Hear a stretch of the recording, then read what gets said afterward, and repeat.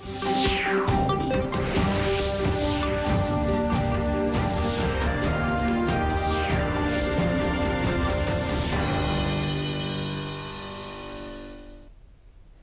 उत्तराखंड समाचार में आपका स्वागत है। मैं हिना जोशी। सबसे पहले मुख्य समाचार।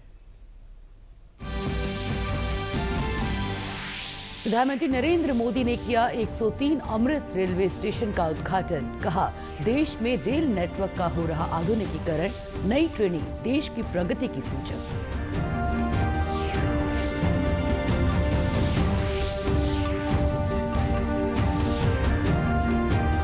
मुख्य सचिव ने की शिक्षा विभाग की समीक्षा। इस साल 1000 बच्चों को कराई जाएगी भारत दर्शन यात्रा। अगले साल से 5000 छात्र छात्राओं को मिलेगा योजना का लाभ।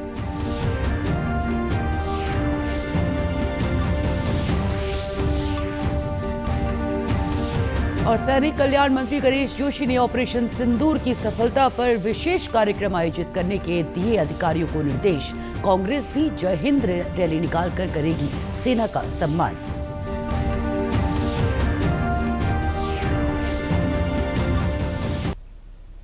और अब समाचार विस्तार से। सबसे पहले बात प्रधानमंत्री नरेंद्र मोदी के राजस्थान दौरे की। प्रधानमंत्री आज राजस्थान के दौरे पर हैं, जहां उन्होंने कई विकास योजनाओं की सौगात दी। प्रधानमंत्री ने देश में 26,000 करोड़ रुपए से अधिक लागत की विकास परियोजनाओं का उद्घाटन और शिलान्यास किया। प्रधानमंत्री नरेंद्र मोदी ने बीकानेर में वीडियो कॉन्फ्रेंसिंग के जरिए देश भर के 103 अमृत भारत रेलवे स्टेशन का उद्घाटन किया। प्रधानमंत्री नरेंद्र मोदी ने जिन 103 अमृत भारत रेलवे स्टेशन का उद्घाटन किया है, वो 18 राज्यों और केंद्र शासित प्रदेशों में है। ये देश के 86 जिलों में है। इनमें सबसे ज्यादा 19 उत्तर प्रदेश में है। दूसरे नंबर पर गुजरात में 18 स्टेशन है।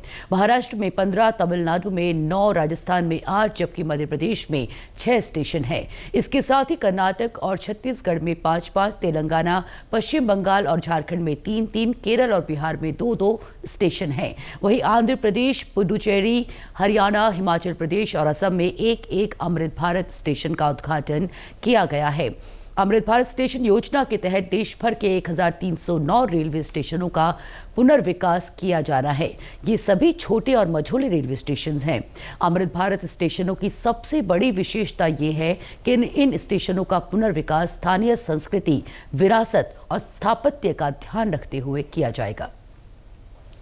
इन विकास कार्यों को देखकर दुनिया भी हैरान है। आप उत्तर में जाएंगे तो चिनाब ब्रिज जैसा निर्माण देखकर लोग हैरान है। पूर्व की तरफ जाएंगे तो अरुणाचल की सेला टनल, असम का बोगीबिल ब्रिज आपका स्वागत करते हैं। पश्चिम भारत में आएंगे तो मुंबई में समंदर पर बना अटल सेतु नजर आएगा। सुदूर दक्षिण में देखेंगे तो पंबन ब्रिज मिलेगा, जो अपनी तरह का देश का पहला ब्रिज है। साथियों, आज भारत अपनी ट्रेनों के नेटवर्क को भी आधुनिक कर रहा है। ये वंदे भारत ट्रेनें, अमृत भारत ट्रेनें, नमो भारत ट्रेनें, ये देश की नई गति और नई प्रगति को दर्शाती है। रेलवे मंत्री अश्विनी वैष्णव ने कहा कि प्रधानमंत्री के विशेष प्रयासों से रेलवे गरीब परिवारों के लिए सुगम साधन बन रहा है। पिछले 11 वर्षों में हमारे प्रधानमंत्री श्री नरेंद्र मोदी जी ने रेलवे के मूलभूत ढांचे में अभूतपूर्व रिफॉर्म्स किए हैं। इन 11 वर्षों में 34,000 किलोमीटर पटरियां बनी हैं। पूरे जर्मनी में जितनी पटरियां हैं उससे ज्यादा इन 11 वर्षों में बनी है। 47,000 किलोमीटर विद्युतीकरण किया है माननीय प्रधानमंत्री जी ने। वंदे भारत, नमो भारत, अमृत भारत, कई तरह के नई जनरेशन की गाड़ियां बनाई। पुराने आईसीएफ कोच को मिशन मोड में एलएचबी से कन्वर्ट किया। 42,000 नए LHV कोच बनाए और इस तरह के कई इनिशिएटिव्स माननीय प्रधानमंत्री जी ने इन 11 वर्षों में लिए हैं।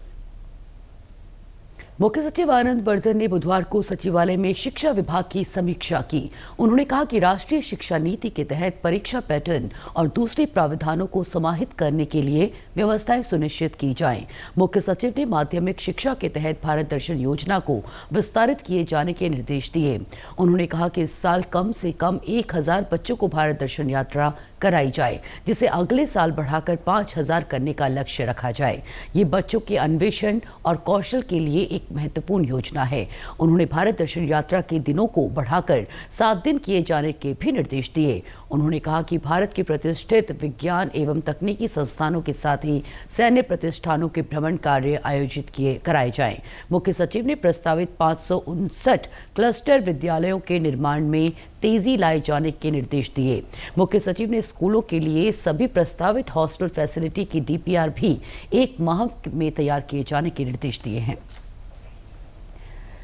सीएम हेल्पलाइन 1905 पर दर्ज होने वाली शिकायतों के निस्तारण के लिए दिए जाने वाले निर्देशों पर विभाग कितनी तत्परता से काम कर रहे हैं, ये जांचने के लिए मुख्यमंत्री पुष्कर सिंह धामी ने बुधवार को कई आवेदकों से बातचीत कर फीडबैक लिया। इस दौरान सभी शिकायतकर्ताओं ने बताया कि मुख्यमंत्री के पिछले दिशा निर्देश के बाद अब उनकी शिकायतों का निस्तारण हो चुका है। इसके लिए उन्होंने मुख्यमंत्री का आभार जताया। गौरतलब है कि मुख्यमंत्री ने बीते दिनों सीएम हेल्पलाइन की समीक्षा की थी। इसमें कुछ मामले ऐसे थे जिनमें मुख्यमंत्री ने विभागों को तय समय सीमा के भीतर निस्तारण के निर्देश दिए थे। इन्हीं प्रकरणों में विभागों के स्तर से क्या कार्रवाई की गई, ये जानने के लिए मुख्यमंत्री ने मुख्यमंत्री आवास में उच्च अधिकारियों के साथ बैठक के दौरान कई शिकायतकर्ताओं से बातचीत की। बता दें कि मुख्यमंत्री पुष्कर सिंह धामी न सिर्फ सीएम हेल्पलाइन पर दर्ज होने वाली शिकायतों की समीक्षा कर रहे हैं, बल्कि वो बैठकों के बाद होने वाली कार्रवाई पर भी संवेदनशीलता के साथ नजर बनाए हुए हैं। इससे विभागों पर भी शिकायतों के निस्तारण में तत्परता दिखाने का दबाव बन रहा है। राष्ट्रीय आतंकवाद विरोधी दिवस के अवसर पर डीएवी इंटर कॉलेज में एनएसएस द्वारा आयोजित कार्यक्रम में कैबिनेट मंत्री गणेश जोशी ने आतंकवाद और आतंकियों से मातृभूमि की रक्षा के लिए प्राण न्यौछावर करने वाले शहीदों को श्रद्धासुमन अर्पित किया। इस अवसर पर कैबिनेट मंत्री ने कहा कि आतंकवाद मानवता के लिए सबसे बड़ा खतरा है।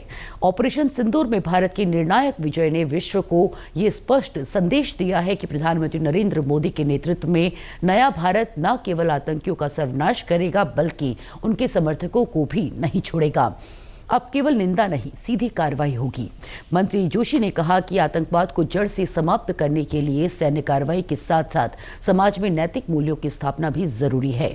उन्होंने कहा कि हमें शांति, सौहार्द और मानवता की भावना को बढ़ावा देते हुए युवाओं को सही दिशा में प्रेरित करना होगा।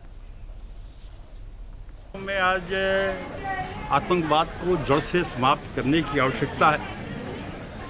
1947 से अब तक आतंकवाद से लड़ते हुए हमारे 13,000 से अधिक सिक्योरिटी फोर्सेस के लोग शहीद हुए। 92 लाख करोड़ से अधिक इस पर खर्च हुआ। अगर यही पैसा इस देश के विकास में लगता तो देश आज कहाँ होता। इसलिए आतंकवाद की जड़ों में जाना बहुत जरूरी है। ये तब होगा जब हमारे अंदर नैतिक मूल्य होंगे, हमारा चरित्र होगा। सैनिक कल्याण मंत्री गणेश जोशी ने सैनिक कल्याण विभाग की समीक्षा बैठक की। बैठक में विभागीय अधिकारियों के साथ विभाग द्वारा संचालित योजनाओं और निर्माण कार्यों की प्रगति पर विस्तार से चर्चा की गई। सैनिक कल्याण मंत्री गणेश जोशी ने अधिकारियों को निर्देश दिए कि प्रदेश में सैनिक विश्राम गृहों, सैनिक कल्याण भवनों और शहीद द्वारों के निर्माण कार्यों में तेजी लाई जाए। उन्होंने सेवारत और भूतपूर्व सैनिकों को नगर निगम, नगर पालिका और नगर पंचायतों के जरिए भवन कर में छूट प्रदान करने की प्रक्रिया को शीघ्र पूरा करने के निर्देश दिए। सैनिक कल्याण मंत्री गणेश जोशी ने अधिकारियों को निर्देशित किया कि देहरादून में ऑपरेशन सिंदूर की अभूतपूर्व सफलता पर आधारित विशेष कार्यक्रम का आयोजन किया जाए, जिससे सैनिकों के अद्वितीय साहस और बलिदान को सम्मान दिया जा सके। बैठक के दौरान सैनिक कल्याण मंत्री ने शहीदों के परिजनों को दी जाने वाली अनुग्रह राशि को वर्तमान 10 लाख रुपए से बढ़ाकर 50 लाख रुपए करने के प्रस्तावों को जल्द पूरा करने के निर्देश भी दिए। इसी के साथ अभी तक के समाचार समाप्त हुए। दूरदर्शन समाचारों से जुड़े रहें। मिलते हैं फिर शाम 5 बजे के बुलेटिन में। तब तक के लिए हमें दीजिए इजाजत। नमस्कार।